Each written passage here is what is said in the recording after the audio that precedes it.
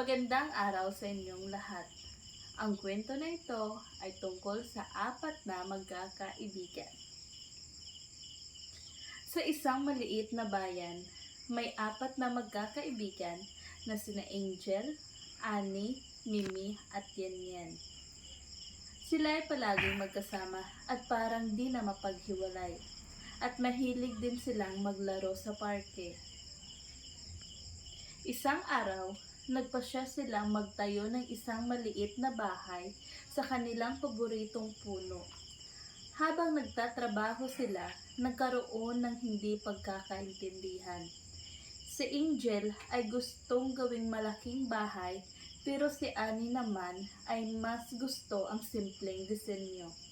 Si Mimi ay nais na ilagay ang mga bulaklak sa paligid, habang si Yan ay nagmamasid lamang at hindi alam kung ano ang sasabihin. Dahil sa kanilang hindi pagkakaintindihan, nagalit si Angel at umalis.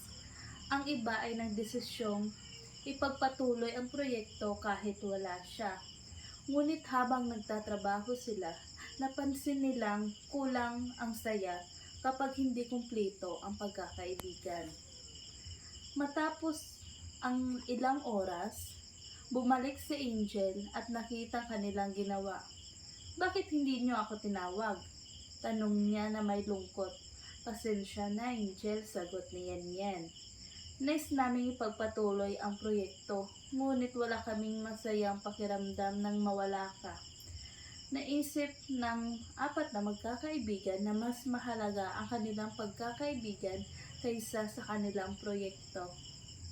Nag-usap sila at nagpasya na pagsamahin ang kanilang mga ideya.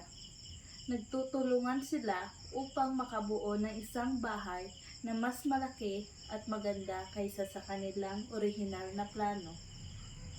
Sa huli, natutunan nila na ang pagkakaibigan ay nangangailangan ng pag-unawa at pakikipagtulungan. Ang bawat isa sa kanila ay may kanya-kanyang ideya at kapag pinagsama-sama ito, lumabas ang mas magandang resulta. Moral lesson: ang pagtutulungan at pag-unawa sa isa't isa ay susi upang mapanatili ang magandang pagkakaibigan. Salamat.